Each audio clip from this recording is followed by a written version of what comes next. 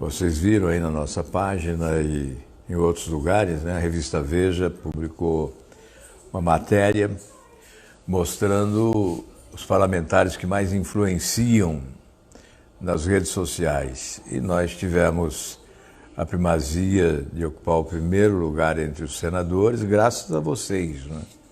É evidente que isso se deve à participação de todos vocês. Desde o início da nossa ação aqui nas redes sociais, no Facebook, no Twitter, no Instagram, no YouTube e até no TikTok, né? O nosso objetivo foi sempre buscar inspiração, sobretudo, além de prestar contas, não é? É muito importante prestar contas, dizer o que nós estamos fazendo. Porque, obviamente, a imprensa não oferece espaço para a prestação de contas, principalmente quando há sucesso em determinadas empreitadas, né? Quando você alcança resultados positivos, não é? E então nós temos que nos valer das redes sociais. Bem, hoje vocês viram que eu estou aqui com uma camiseta que é homenagem a Minas Gerais. É o Museu Congonhas. Eu estive lá, um extraordinário museu em Congonhas, Minas Gerais. E hoje eu fiz questão de prestar essa homenagem a todos os mineiros, né, nesta live em que, primeiramente, agradeço e agora vou fazer um balanço do que vem ocorrendo. Em primeiro lugar, não dá para banalizar a morte. Há aqueles que banalizam a morte, né? São mais de 11 mil mortos em cerca de 40 dias, né, de pandemia. E nós nos lembramos de algumas tragédias. Por exemplo, quando cai o avião com os jogadores da Chapecoense, morreram 70 pessoas. Houve um impacto mundial, não é? Houve um impacto mundial, 70 pessoas. Nós estamos falando já em mais de 11 mil pessoas. A banalização é trágica porque é evidente que ofende, machuca as pessoas que sofrem. Os familiares, os entes queridos, né, que perdem pessoas muito próximas, não é? E sofrem demais com o que vem ocorrendo.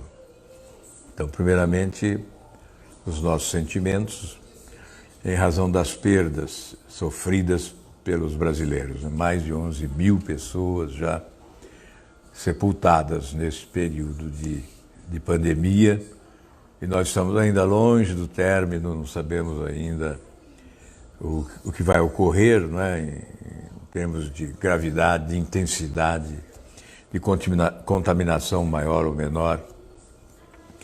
Mas a verdade é que a politização não vale, não serve, não contribui, não ajuda de forma nenhuma. A politização é má, não é? Ela é perversa também. A politização, a fulanização, a transferência de responsabilidade, tudo isso é muito ruim neste momento.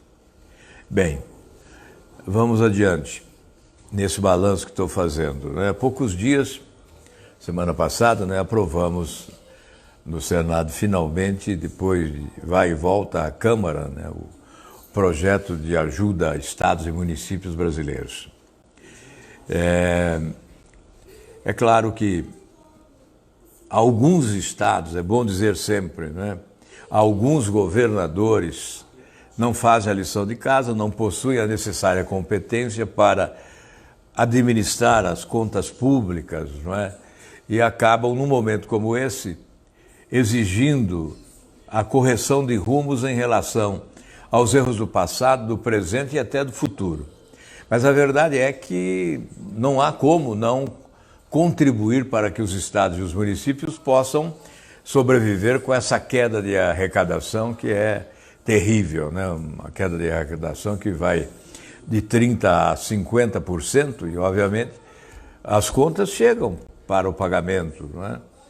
E o Estado e o município não tem nenhuma outra alternativa. A União é que tem alternativa, então cabe à União socorrer. Nesse momento, as alternativas da União são conhecidas, né? Não precisa repetir aqui. E também é bom dizer que aquilo que está se entregando agora foi retirado antes pelo governo da União. É como se desse com uma mão, porque já tirou com a outra, não é? Com as isenções, os incentivos fiscais, as desonerações, em um ano, os municípios e os estados perderam mais de 60 bilhões de reais. Isto porque a União acaba fazendo cortesia com o chapéu dos estados e dos municípios, né, sem consultá-los. Eu acho que é bom sempre repetir, para fazer justiça, né, que desde 88, 5 de outubro, Constituição nova, os encargos foram sendo repassados aos estados e aos municípios sem a necessária contrapartida de recursos para atender às demandas geradas com os novos encargos que foram transferidos, né? Eu me refiro especialmente à educação e à saúde, né? Que são despesas inevitáveis e gigantescas, proporcionalmente é evidente, mas para todos os estados e municípios o grosso da despesa vem exatamente desses dois setores, né? O essencial da despesa vem da educação e da saúde, que eu considero, mais do que despesa, investimentos insubstituíveis, né? Porque é o atendimento necessário. Se o poder público, se o governo ou a administração, seja do município, do estado ou da União, não atende nesses dois setores fundamentais, além da segurança, não é mais saúde e educação, então não há razão de se estabelecer, né? Então, a razão da ajuda é essa. Mas aí surge o fake news, né? Aí, como gostam da mentira algumas pessoas, né?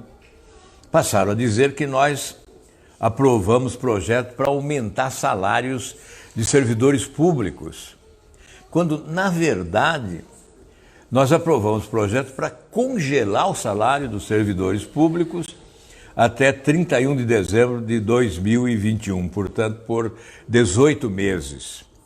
É isso que nós aprovamos, congelamento do salário dos servidores públicos.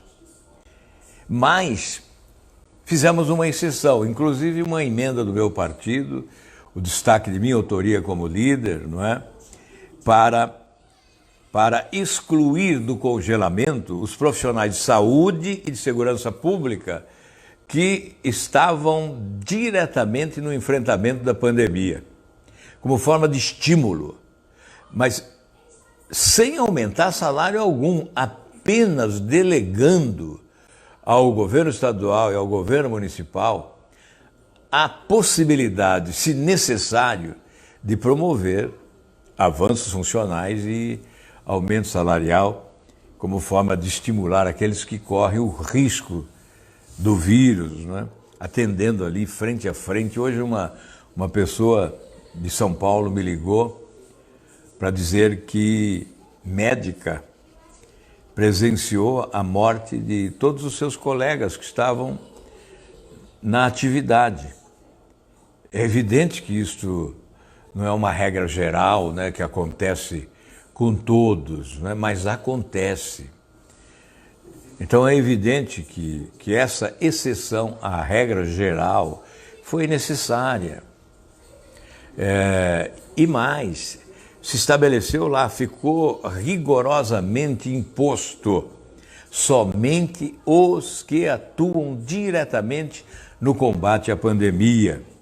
Portanto, na área de segurança pública, se o policial não está diretamente envolvido, em contato com pessoas contaminadas eventualmente, ele não está, obviamente, na exceção estabelecida. Então é isso. Estou apenas esclarecendo, porque eu imagino que poucos acreditaram nessa história, porque afinal nem todos são tapados, né?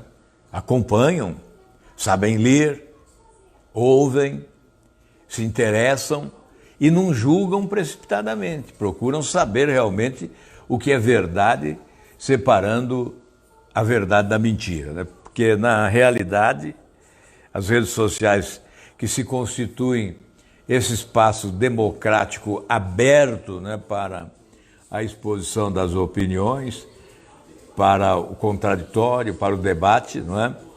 Muitas vezes oferece esse espaço também para não só a calúnia, a difamação, mas também para a falácia, né, a mentira, a mistificação.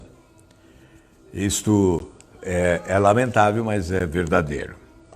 Bem, hoje tivemos pela manhã uma reunião de líderes, do Colégio de Líderes, e definimos a pauta desta semana e já da próxima semana. O que eu quero destacar é que o projeto de minha autoria, que limita a taxa de juros dos cartões de crédito e do cheque especial em 20% ao ano, será votado. Será colocado em votação na próxima quinta-feira. E já designamos o senador Lazier Martins como relator. Então, na quinta-feira, nós vamos votar o projeto que limita a taxa de juros dos cartões de crédito em 20%. Bom, eu gostaria de defender esse projeto na sua presença. Por que isso? Você que usa o cartão de crédito ou o cheque especial sabe que há um abuso exagerado, né, dos bancos brasileiros. As taxas de juros do cartão de crédito chegam ao ano, em média, 300%. Em algumas instituições, a taxa de juros chega a 900, a 1.200. Isso ocorre nos outros países? Não ocorre. Por exemplo, em Portugal, o Banco Central português fixa a taxa de juros do próximo trimestre. Então você que é usuário do cartão de crédito sabe se deve usar ou não. Por quê? Você sabe qual é a taxa de juros que você vai pagar. A taxa anual em Portugal deste ano é de 16%. Mas não é porque há uma pandemia do coronavírus. Já era assim em tempo de normalidade.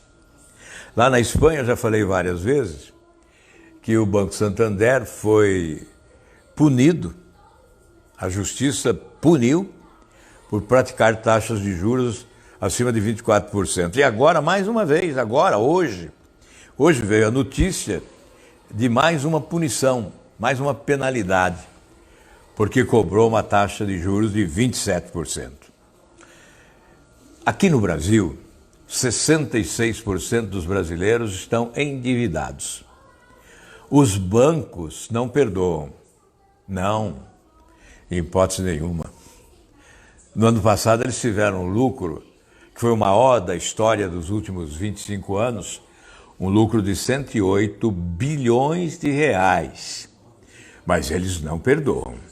Aliás, o Paulo Guedes até disse que são os espertalhões explorando 210 milhões de trouxas. Não fui eu, foi o ministro da Economia que disse numa live recente, não é? Então, nós não somos trouxas, não somos 210 milhões de trouxas, mas somos explorados. E 66% desses explorados estão devendo. E deles, 74% devem cartão de crédito. É por intermédio do cartão de crédito que 74% dos devedores brasileiros assumiram as suas dívidas. E com essa taxa de juros ninguém consegue pagar. É por essa razão que nós estamos legislando agora, tentando aprovar esse projeto, que finalmente vai à votação na quinta-feira no Senado, depois, se aprovado, vai para a Câmara, mas é preciso ser aprovado no Senado. Certamente teremos lá alguns obstáculos, né? Porque os bancos atuam, os bancos procuram influenciar, agir, né? Fazem o lobby. Então, os brasileiros aí precisam acionar suas forças. Aliás, a Agência Senado fez uma enquete, não é? E 88% dos que participaram da enquete aprovaram o projeto. 88% dos brasileiros que votaram na enquete da Agência Senado votaram favoravelmente ao projeto. E não poderia ser diferente. Ainda hoje, o meu assessor Minaré fez uma pesquisa nos países da Europa e isso está ocorrendo, sim, nos países da Europa. Essa limitação, porque é evidente que o ideal seria liberdade, mercado livre, o mercado é que decide. Mas se nós tivéssemos 10 mil bancos como temos nos Estados Unidos, não é? Liberdade sim, mas não exploração. Oferecer liberdade para cobrar 300% de taxa de juros ao ano, ou 900 ou 1.200, aí sim nós seremos trouxas, não é? Se nós permitirmos isso, inclusive agora, em tempo de calamidade pública, em tempo de pandemia, se nós continuarmos permitindo isso, aí teremos que ser chamados realmente de trouxas, né? E nós não queremos ser. Por essa razão, você pode ligar lá para o seu senador, né? E dizer, olha, não vai dar um tiro no pé, não vai falhar comigo. É um absurdo isso, né? Nós temos 5 bancos no Brasil que assambarcam, né? Deixa eu usar essa expressão, ou mobilizam 90% do crédito, né? 90% do crédito, 5 bancos, 5 grandes bancos, inclusive 2 bancos públicos, né? A Caixa Econômica e o Banco do Brasil. Então, 5 bancos, 90% do crédito. E, portanto, mais de 90% do lucro, né? Nós... Estou precisando de uma água aqui. Então, nós precisamos, já que se deixar livre, deixar solto, né? Não há a prática da responsabilidade diante dos clientes, então nós temos que limitar na lei, né? impor legalmente essa restrição, estabelecer esse limite, viu? Limite. É isso que nós estamos pretendendo, estabelecer o limite de 20% ao ano na taxa de juros dos cartões de crédito e também do cheque especial. Nós tivemos uma vitória, você que nos acompanha sabe disso, quando o Banco Central decidiu que os bancos poderiam cobrar 0,25 sobre o limite do cheque especial, mesmo quando não utilizado, nós fomos ao Supremo com uma ação direta de inconstitucionalidade e derrubamos essa medida do Banco Central. Hoje os bancos não podem cobrar 0,25% de taxa sobre o limite de cheque especial, mesmo quando não utilizado pelo cliente. Então não pode cobrar em hipótese nenhuma, nem quando utiliza e nem quando não utiliza, não é? A outra questão que nós estamos ponderando e pedindo, não é? É que as taxas cobradas para essa movimentação financeira via internet, né?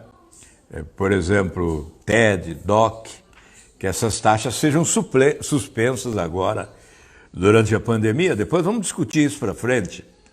Mas está lá o meu projeto também. Eu imagino que ele poderia até ser apensado a esse outro projeto dos cartões de crédito, né?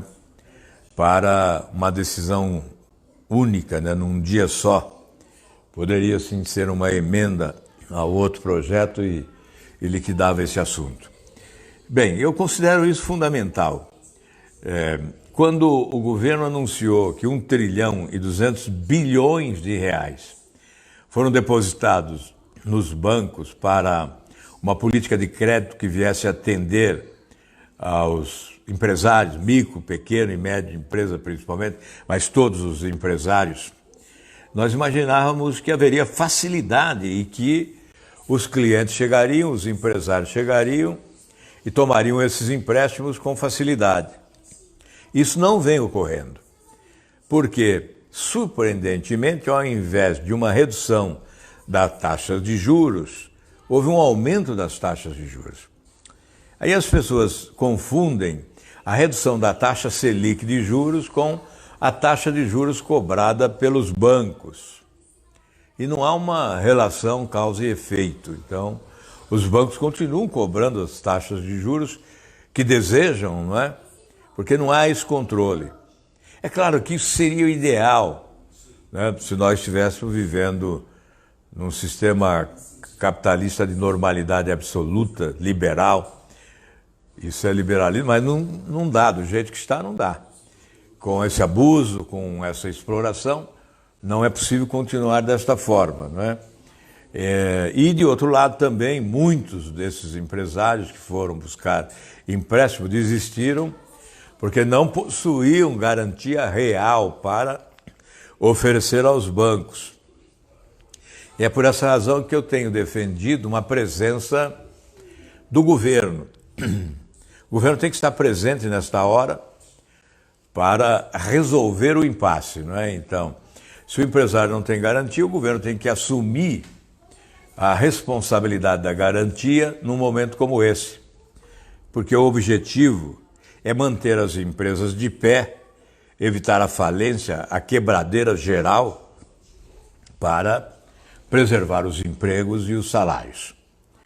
Os empregos e os salários são fundamentais, não é? Nós estamos verificando que há multidões aí à frente da Caixa Econômica Federal para receber R$600. Isso acaba logo ali, são 3 meses, não é? Então, nós temos que ter a preservação dos empregos e dos salários, apesar dessa pandemia.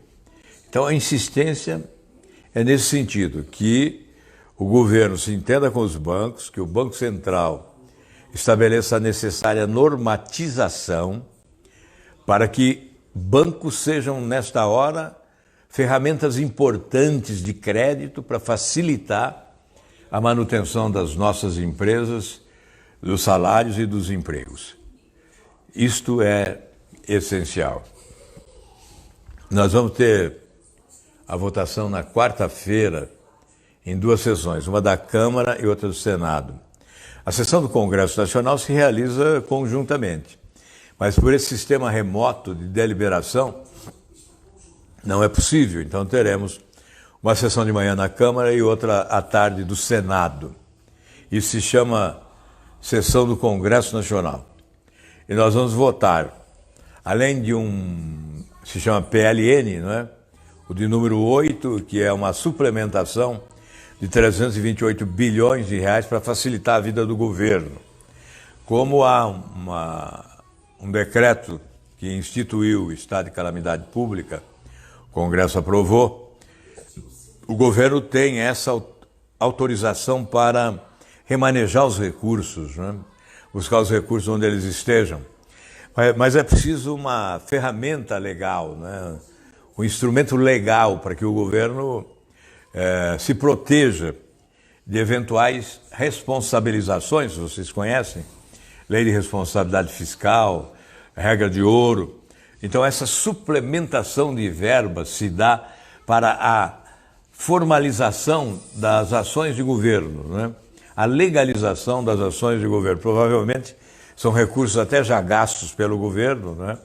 No combate à pandemia, e com essa votação vai se regularizar. E o outro projeto, que se chama PLN, número 7, foi uma solicitação minha, porque há 800 milhões de reais do Fundo Nacional de Segurança Pública, que é ligado ao Ministério da Justiça, que está estancado, está bloqueado. Então, esse projeto vai liberar esses recursos para os estados, a fim de que eles possam aplicar também no combate à pandemia. São recursos destinados à segurança pública, eu repito, são 800 milhões de reais. Recursos do Fundo Nacional de Segurança Pública, ligado ao Ministério da Justiça. Esses recursos, com a aprovação desse projeto na quarta-feira, eu espero que seja aprovado, serão liberados também para os estados, para que eles possam atender aí as despesas no combate à pandemia.